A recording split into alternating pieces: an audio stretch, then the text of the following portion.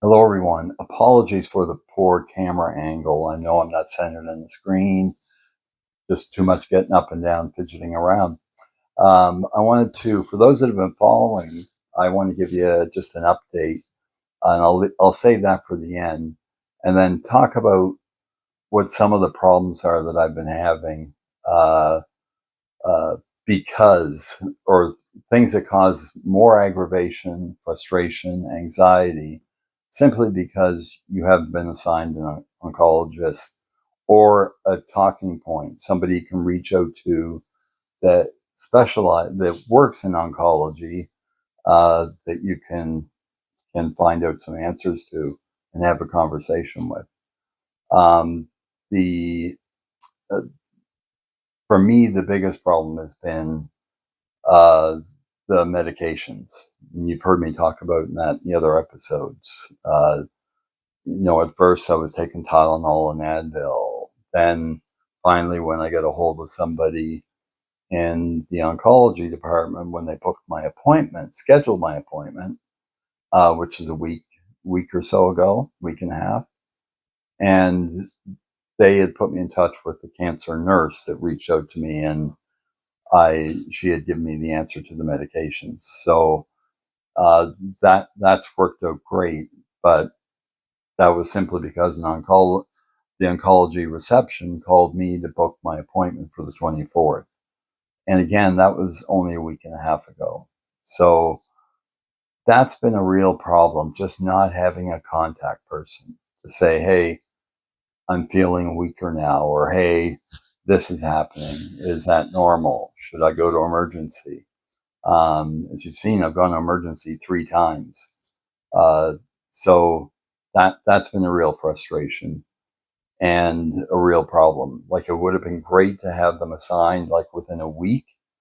And then I understand if the appointment, if they look at the scan and say, hey, you know what, it's not going to hurt waiting a week for this, in our opinion. So then they assign me a contact that I can have a conversation with. Um, that would have worked out much better, helped me with the medications. I wouldn't have been having that pain in the beginning and taking Tylenol and ibuprofen when they could have just prescribed me those painkillers right there. So the other part is just the anxiety that it brings on. The last thing that I've heard, anything relative to my cancer, is that you have cancer. So uh, I won't know until next Monday or Monday what the type of cancer is. Um, and I don't know if it's treatable. Now, if it turns out that it's not treatable, think about it, folks. So if you live in Nova Scotia, if you're having problems with wherever you live with your medical, that's being run in here, it's run by the provinces. If I find out on Monday that, hey, it's not treatable, how would you feel, right? You're thinking all this time, well, there's still hope. They're not rushing me in anywhere. And then they tell you it's not treatable. Now, as I've said in the videos, I'm looking at the optimistic side. So, hey, if you don't know, then there's no sense stressing over it. That's easier said than done. There's moments that will come up that you're, late at night, and you think, what if it isn't treatable? That anxiety, the not knowing how many months do I have left, or however. So again, I've been focusing on the positive, and as far as I know that's the way it's going to go. So, yeah, I don't want to make this a dire sounding video, but I wanted to talk about, a couple of the most important issues with not having a cancer specialist assigned right away. Um, the Now let's talk about updates. For this week, I had probably one of the best weekends. I know on Sunday, the best weekend I've had in a long, long time, where Father's Day, my 3 daughters came down. my son-in-laws, and all my grandchildren. So it was great seeing everybody together as a family.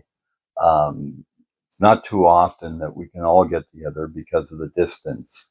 One of my daughters lives an hour and a half away, and they have a farm. So if you know what farm life is like, you don't have a lot of free time, especially putting 3 hours into your day that's going to be taken up just in driving.